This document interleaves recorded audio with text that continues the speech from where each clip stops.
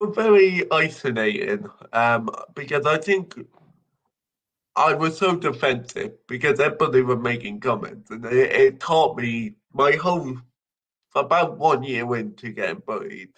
It it was people would tell me stop giving them ammunition, and which I don't agree with on reflection now. I was just being me, and that because I was being different to how someone neurotypical was, that was inevitably giving them ammunition. But what it taught me at that young age is that I just want to stay away from them. So I started isolating myself on lunches and break time. I would just go on my own, and I would quite often just go on a computer in the music room and just sit there for an hour on the computer. I'd never really socialized. And looking back, that was probably a mistake, but from the constant picking and being pulled out, and then the comments, and then the Mickey takes, and some cases of physical bullying, it just made you sort of go, right, I don't want to be around this, so I'm gonna remove myself from it, which is not the answer. It did help, but it shouldn't be the answer. The people who are having the um, issue, who are picking on you, they should be dealt with. But I felt throughout my education that because I was in a department, the easy option was to remove me and, you know, move me rather than solve the actual issue.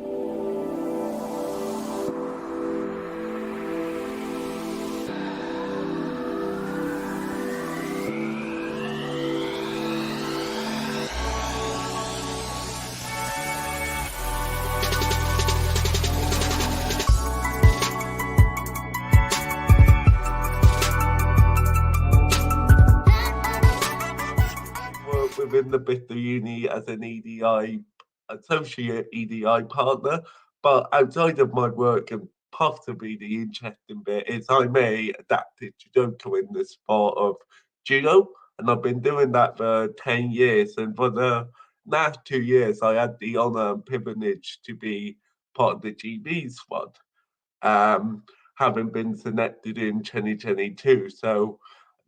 From yeah, that's basically me. I just do judo and I work with. I love how you just say, well, yeah, I just basically do judo, with GB, and and I I just work. So can I find can we go back to, Mm, if we can? I know when we spoke before, you mentioned about kind of your school days were very tough, and I can relate mm. to an extent of what school looks like for me, sort of undiagnosed dyslexia. What was what were those kind of school days, if you don't mind sharing? What were they Yeah, kind of like? they were difficult to be totally honest. So I was very lucky. I got diagnosed very early on because I have dyslexia, dyspraxia, and a disability, cerebral palsy, which all go hand in hand. And essentially, my brain signal go down the one side of my head. So everything I do is very delayed and very different. But I got diagnosed at A2 when I wasn't speaking because of my speech impediment. And this meant in school I had fantastic support. So I had a full time teaching assistant, I had speech therapy, cognitive therapies, a lot of therapies, a lot of getting beanbags thrown at you and you have to catch them and you miss them half the time. And it was difficult in the social aspect. So I was sadly the different one. So I got picked on a lot throughout my secondary education. So from year 7 to year 11, having a full time teacher aside, I got quite severely bullied because um, the way I spoke, the way I acted, the way I thought. And that was very difficult because I always knew I was different because I knew what I was. But at that age, you don't really fully understand it. You're still learning yourself. So you get people picking on you, your peers making comments, and it was insistent, it was daily. So people used to say to me, just put your force field up, just ignore it, just ignore it. But I always go back with there's so many times you can poke a bear until it turns around and bites you. Um, and so I used to react to a lot of it because it was every so many little comments, it would just one minor one would get to you and you go, and yeah, it was difficult, but yeah, it was difficult socially. Absolutely. And these are kind of, important years because you're, as so rightly mentioned, you're still trying to find out yourself. You're still growing up. It's like, who am I? Who is Rowan? What is Rowan like? What's my interest? And you're thrown into this situation in school where you're trying to understand, do I like this topic? Do I like that topic?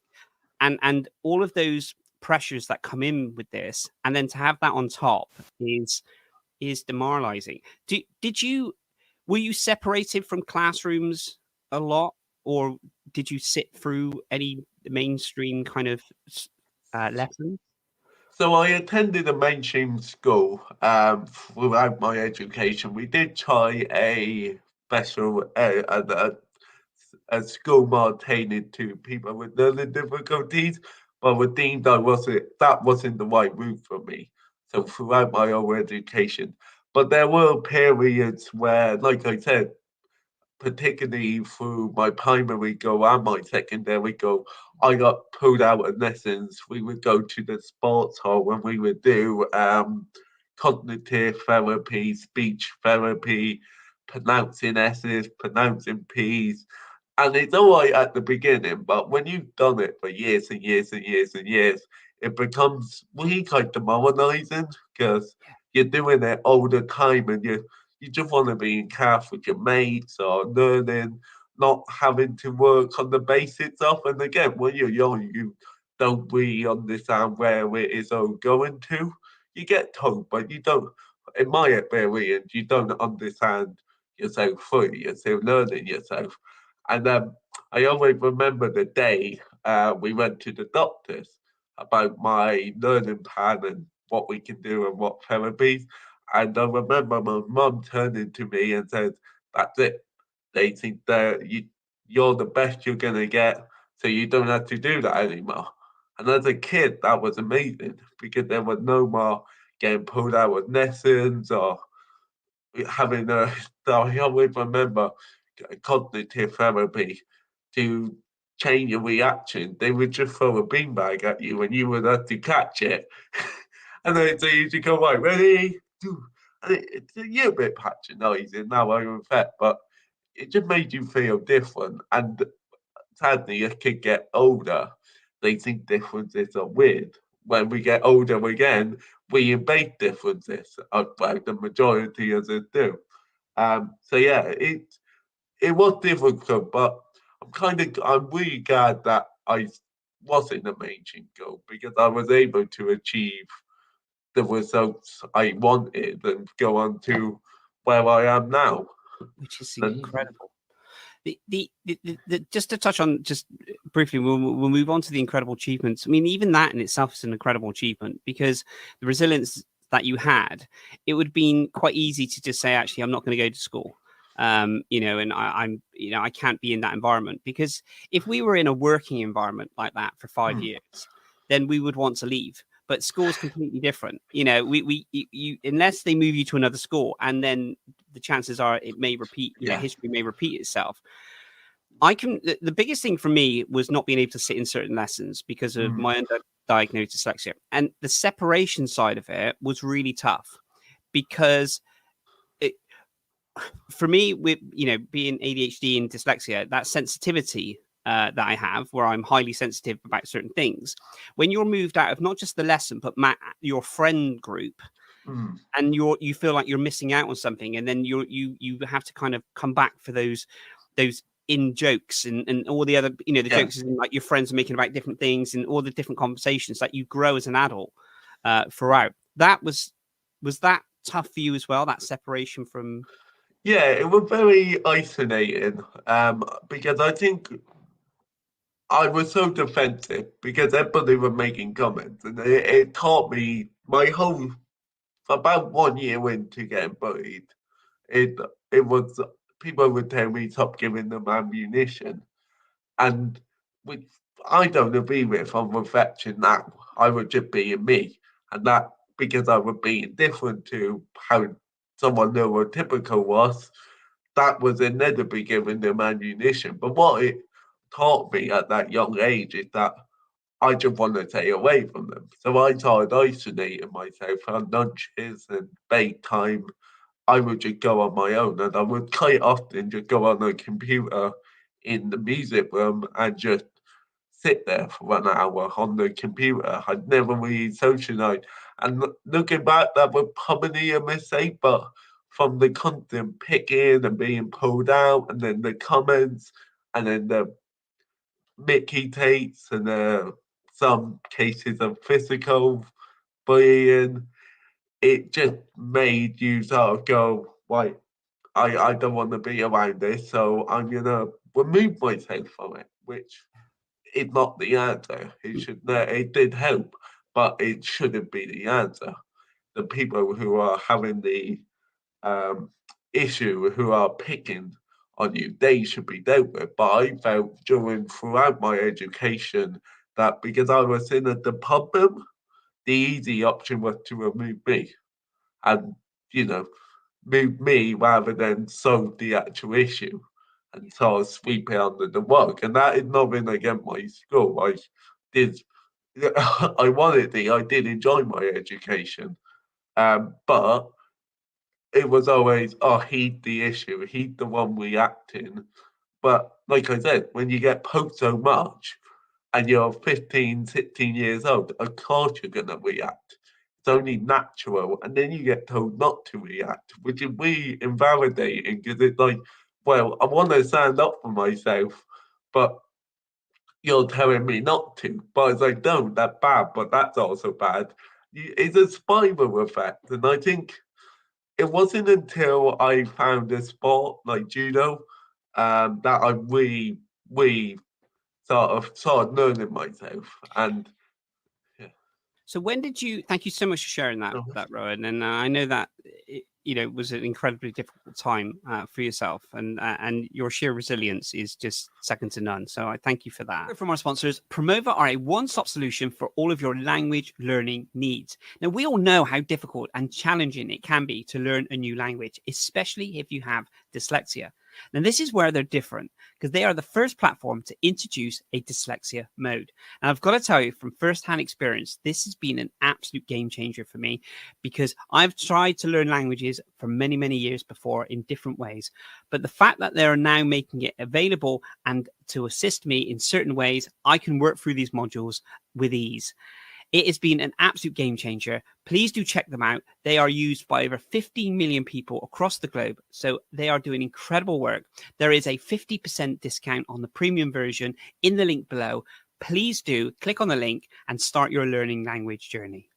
Picture this: mastering a new language in just 10 minutes a day. Too good to be true? With Promova, it's a reality. We are a one-stop solution for all your language learning needs. This innovative platform has all the tools to create a unique learning plan based on your goals and interests. With Promova, you can learn languages through bite-sized lessons, anywhere, anytime. Learn vocabulary you'll actually use in real life. Polish your speaking skills and train your ear with audio lessons. Dive into books for full immersion. Need some personalized guidance? Our expert tutors are just one click away, whether you prefer one-on-one or group lessons. Achieve your language learning goals. When did you find your love of sport, and when did you find your love of judo? I always considered myself as a kid not very sporty, but now I got older and I look back, I am. I watch everything about under the sun, apart from a few. And I found judo when I was 11 years old. So my mum, I was quite lazy as a kid. I was always on the games, and my mum desperately wanted me to she identified I needed a friendship group, I needed a hobby. So we tried all sorts of sport. We played football. I didn't really like football because my whole family liked it, and I don't know, maybe I was rebelling. And then we tried trampoline and did one session, and wasn't really for me. And then we did hockey, so a few, then rugby, and all these sorts of things. I mean, it must have been a couple of months apart. And then my mum turned to me and said, "Do you want to try judo?" And I said, "What is it?" Because I was 11, I didn't really know what it was. And I said, "Yeah, I'll give it a go." And we went to this session in the same dojo and club I'm at now, with what was run by the most incredible man, who's sadly no longer with it, but incredible guy who just ran this special needs, now it's called adaptive, but back in those days, special needs judo club. And there must have been 5 or 6 people like me on the mat. And I just remember being on the mat with my brother training, absolutely loving it, and just kept going back.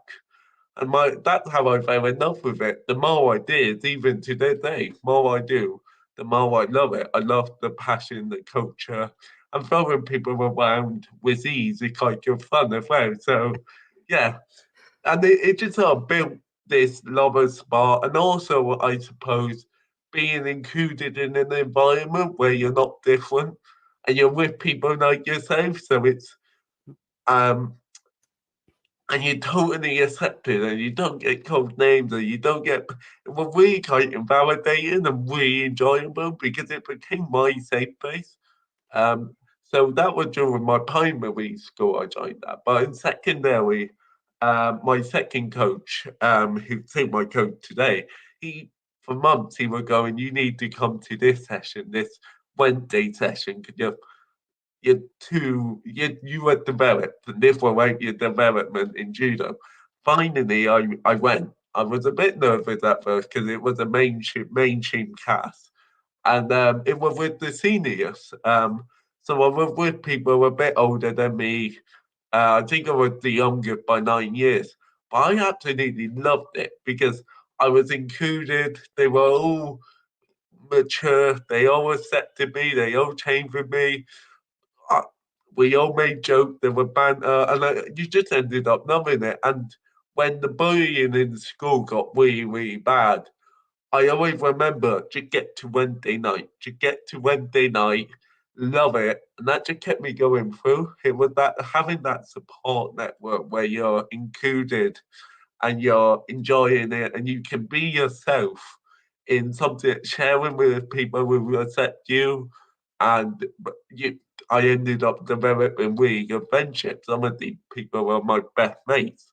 Um, it was really inclusive, really including because it just even outside it, and that's the amazing thing about sports, especially inclusive sport. No matter what going outside, being able to go somewhere and be yourself during those times just felt amazing. You mentioned you mentioned about the friendship side of it, and that's so important because Mm, a lot of people who are neurodivergent find it difficult. There's a percentage of people that find it difficult to make friends and keep friends, and that's because friendships like anything. You have to nurture it, you have to spend time, you mm, have to kind of really flourish a friendship, and sometimes it can be you could not have the time, or a lot of things that are going on, especially in lots of times. So that would you say that friendship that you made within judo has been so imperative and so important to the life that you lead now? yeah, oh, totally. I don't know where I would be without judo. Be totally honest, my friendship with the judo, the people I see outside the judo, I met from judo. Um, So yeah, totally. And I think that's the wonderful thing about sport, particularly judo. But I suppose anybody, because it's so included and everybody loves judo, you can go to any judo club in any city and you got something in common. And I think that's always a great barrier for someone neurodivergent, because the small talk and the establishing that rapport is quite difficult. But having that thing in common and just being able, you want to train? Yeah, I want to train. You just do judo, and it naturally builds something. So I think it does remove that barrier of, am I doing the right thing? Am I approaching them the right way? What are they thinking? Because you're just doing your sport, which you both love.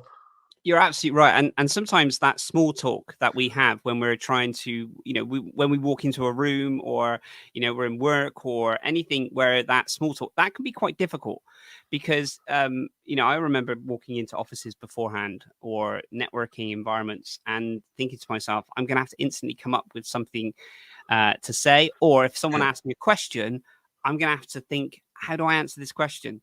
And sometimes I would make elaborate answers up, because it's the first thing that came to my mind. Like, I'd say, what did you do? Like, even small things, like, what did you do on the weekend? And I'd say, oh, we went on a boat. And there is no way I went on a boat. But in my head, I thought, and then I'm thinking, oh my goodness, I said I went on a boat. So then I would continue saying about the boat and what it looked like. And sometimes you don't realize that you're not naturally wanting to lie. It's just sometimes it almost feels like I was incapable of really kind of turning around and going, well, I didn't really do much. I have to do. So when you're in those environments where you have that in common, that must really help. Yeah, that is so relatable. But yes, it does really help, because you kind of know the answers, and if you don't, it's okay for you to go, coach or sensei, can you answer this for me? Because I don't know. Because you're there learning, and that's what beautiful about sport is. It's okay not to know. I always remember, I'm relate to that so much, because there's an ongoing joke in my family where back in primary school you had story times, and every kid just used to go, yeah, I did this, I did. And then they would come to me, and they would always have to go, keep it short. Because I just used to go off on the biggest tangent, and my mind just was like, oh, I'm going to make the most insane story ever. So, yeah, I totally get what you mean. That's the creative in you, and Yeah. please don't stop. Rowan, you mentioned about the EDI, so the Equality, Yeah. Diversity, Inclusion, and that you are a partner with that. Could you just tell our listeners a little bit about that and how you got involved in that? Yeah, of course. So I think it's always been something I'm very passionate about, especially neurodivergent and disability from my childhood. Because it wasn't just judo. I spent my whole childhood in communities of like-minded people. So there were day groups, tutor groups. I just spent my whole life, and part of that you sort of learn different experiences and challenges. So it's always been something I'm passionate about. So I started my job through an apprenticeship, and I loved it, and I kept working within the same company. And I went on to a role after my apprenticeship, and I was in it for 9 months. I was enjoying it, but then I just saw this role come up in the EDI team, and I just went for it with the advice as a really good mate of mine, and I got it, and I've been here for 2 years, and I kind of fell into it. It was never something I was like, that's what I want to do. Boom, boom, boom. It's just that passion underneath. Originally, I wanted to go into business analytics. I wanted to do something a bit more functional, but then I fell into this route, and I love the field. I think it's a fascinating subject, and you meet the most interesting people through it. So yeah, I kind of fell into it, but for the last 2 years, I just worked my way up into more as I tell you I'm a partner, but I'm kind of project management, Yeah. and you need on some really project that you're passionate about, and I'm quite lucky because my team is fantastic and so supportive. So it's a really nice working environment. That's absolutely phenomenal. Now your travels, so your judo is taking you on lots of different travels. Yeah. Could you share a little bit about how far judo is taking you? Yeah, so it all kicked off really about 2 years ago after COVID. So I always been competing throughout my judo, and during COVID I had 2 years off, and I debated sort of stopping the sport, which seemed insane at the time, but I wasn't doing it because it was the pandemic and lockdown. Anyway, I came back and wasn't competing for a while. And a coach who used to watch me on the circuit came up to me and said, "Oh, you need to get yourself back on the circuit." Okay, okay. So I signed up for the bit that year, going, okay, I'll just go along. And my coach was really encouraging me. And then sadly he passed away, and it was like, right, I need to go do it for him. And that's where it really started because I medaled in the British and people were watching me. And a week later, I went to Belgium for my first ever training camp, and I loved it. Just fighting people from all different countries, enjoying the styles and really nerdy stuff like how they bit, how they threw, how they moved, and it just got me hooked really.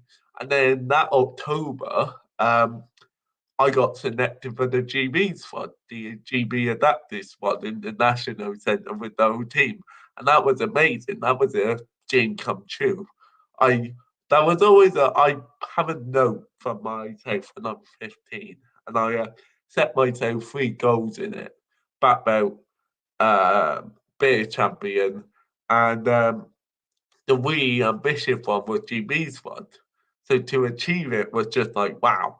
So with that, I've been able to compete on what we call the European Judo Circuit, which is brand new this year. So there's competitions all throughout um, Europe. So I've been to Netherlands competing 3 times. I went to Slovenia on a training camp. I went to Poland. I'm really lucky. My judo club, Bandizo Judo Club, best in the country, in my opinion. They do a lot of international judo. So I've been able to join in and prove to my coaches this is why I should go.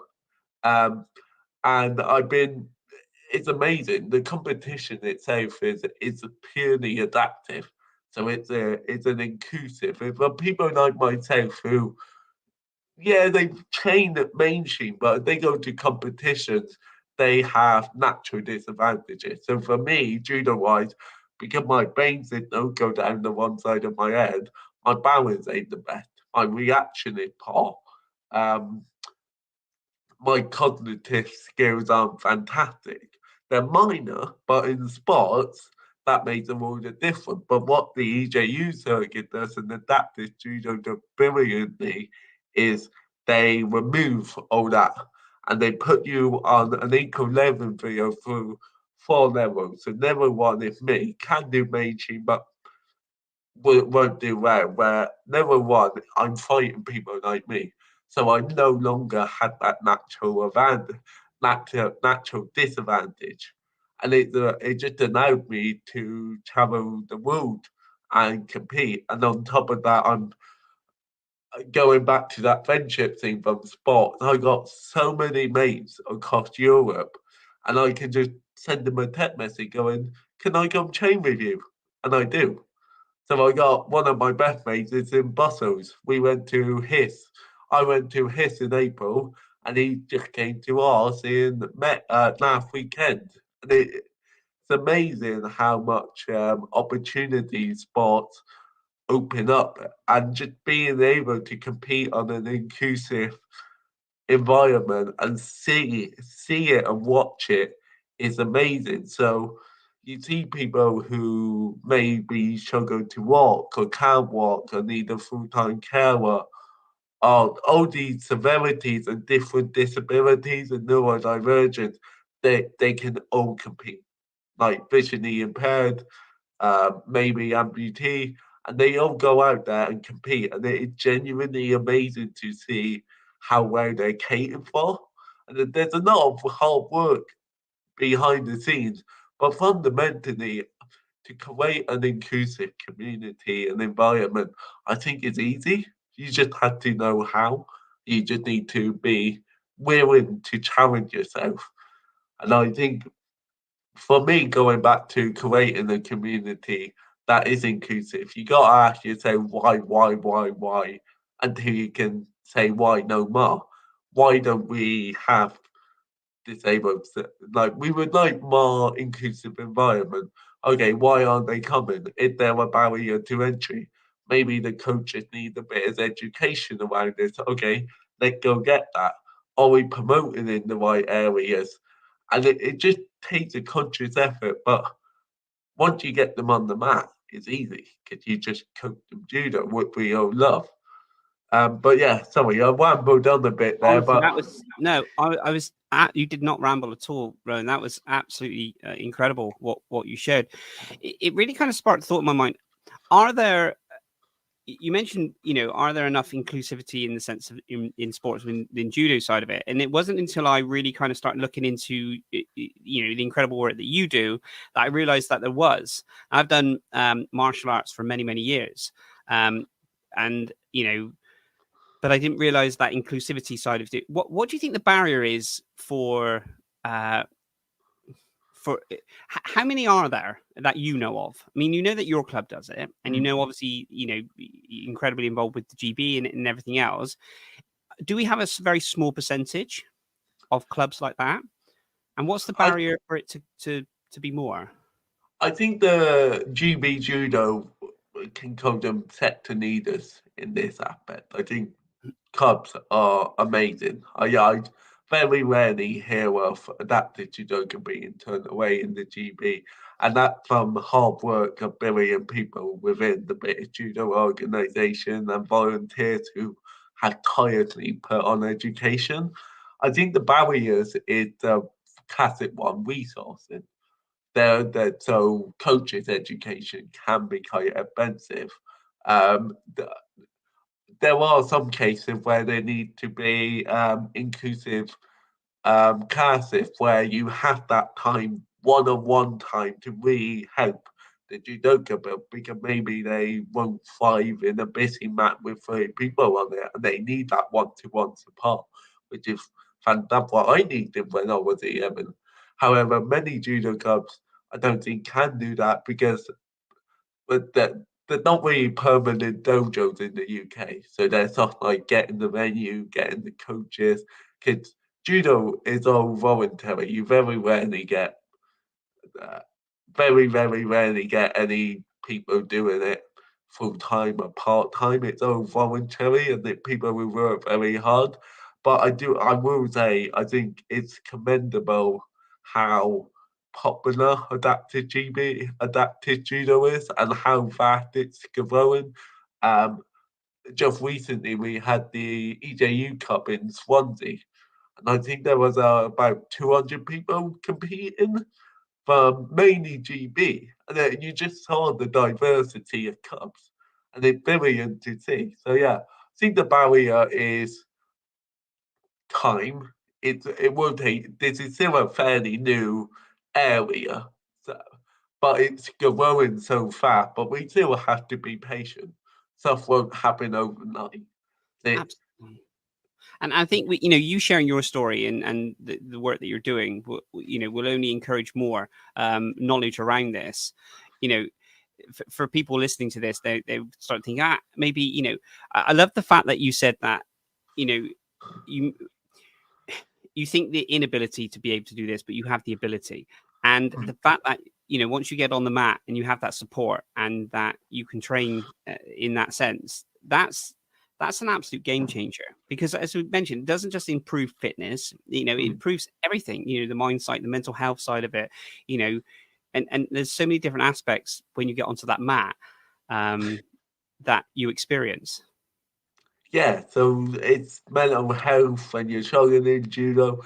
Any benefits you get from a neurotypical or non-disabled person get to sport, I reckon you get 2 times that as a neurodivergent or disabled person because life is difficult being neurodivergent because we're operating in a society that is not built for us. It's built for the neurotypical. And although that is changing and awareness is spreading, that is still the case. Where you get on the judo mat and you're there just doing judo, and when done properly, you can be included. And it's amazing because you go throughout Europe. I went to Slovenia and they have a adaptive judo club. It's exactly the same. People come, they train, they smile, they enjoy it, and then they go off and then they come back. So yeah, I think there is a lot of benefit to have from sport, especially inclusive sport. Because for my story, it I don't want to, for lack of a better word, it helped me survive education because it was always Wednesday night. Wednesday night, go, love it, finish, onto the next one. And it always just kept, even that, no matter how bad secondary we got, and even though I did want to change school or leave, or it was always there supporting me through it. And I think that's the amazing thing about sport in general, but also added to that inclusive sport. What was the when you're training for when you're going training, either weekends or on your Wednesday night, how does that differ for when you're preparing for a competition, for instance? Talk us through what the kind of the thought pattern looks like. Well, it's by coaching this, and then I train as hard as I can every single session. Like Buzzy is and listening. You you go harder. So I think 6 weeks out from a competition, we go heavily. So I compete in Poland in 5 weeks. So at the moment, I'm quite intensely training. Just you get on, no real chatting, and you just train on, and you think of a game plan. Where when you're not training for a competition, you're there to learn judo. You're there to pick up new skills and refine and just enjoy the sport. Not that you always enjoy the sport. If you don't enjoy the sport, ain't the sport for you. Um, fine, but yeah, it just gets a lot more intense, and you start thinking of okay, what the rule sets, what my game plan, how am I going to do it, what do I need to learn from the last competition? Maybe that didn't go as well as you wanted. What do I need to work on? What are the key main three features? So and that we do them where maybe you go on competition for not 2 months, you just okay, can I learn a new throw? Can I learn a new hold down? Can I refine the old skills and bring them into my arsenal? And particularly about 2 weeks out from a competition, you're not really you may learn something new, minor, but you're not going to learn a whole new throw. So it's just about keeping your muscle memory going and refining what you got in the bank.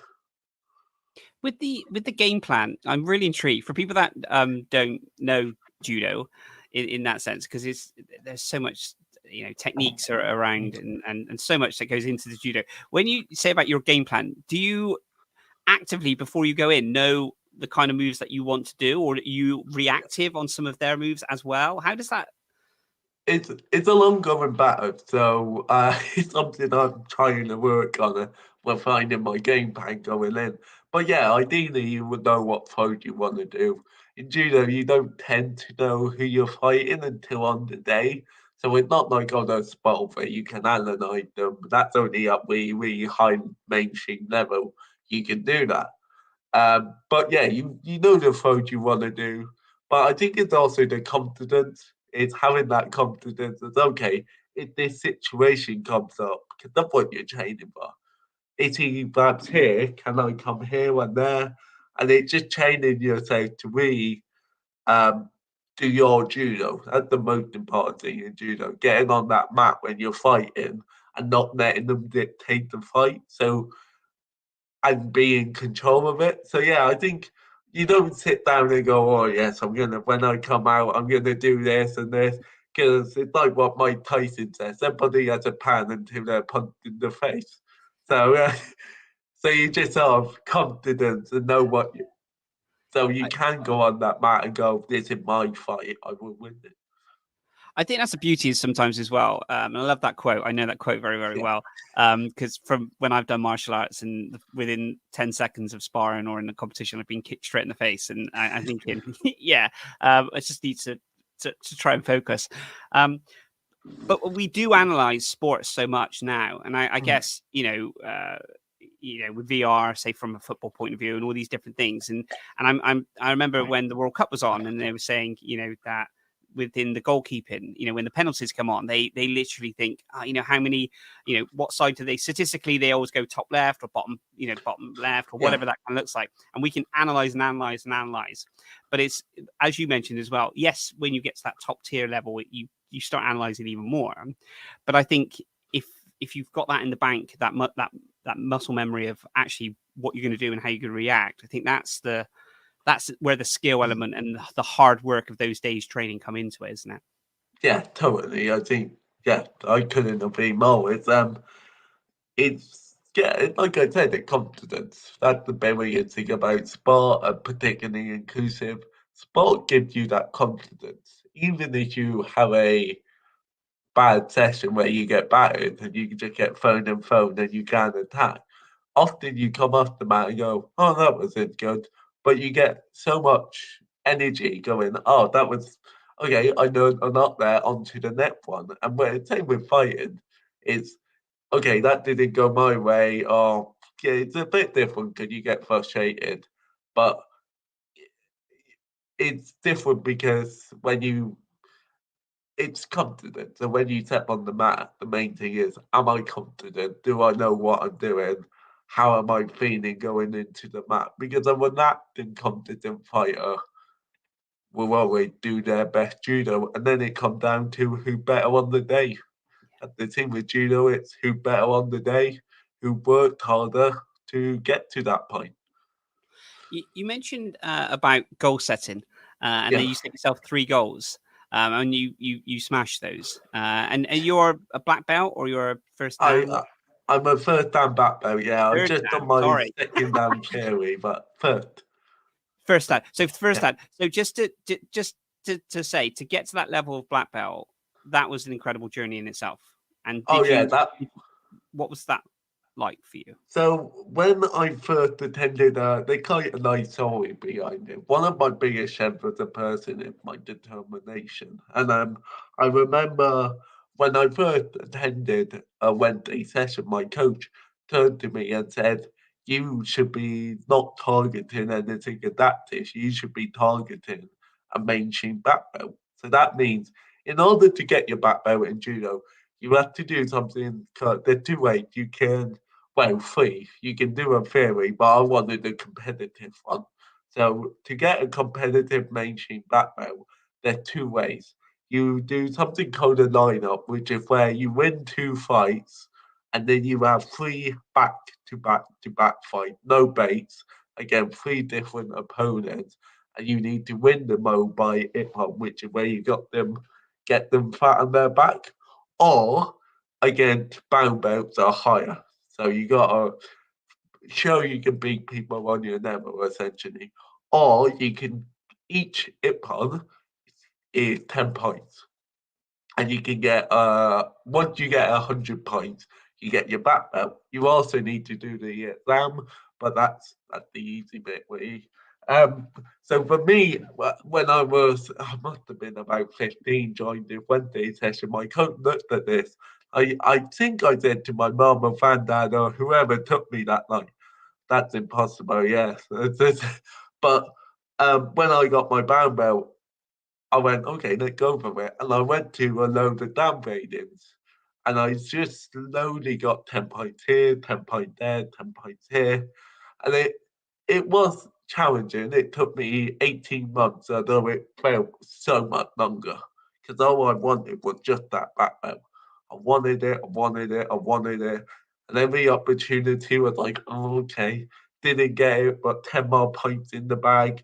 And then one day when I wasn't very well, I had an issue with my nods. So it was the day of the British, and I couldn't compete in the British.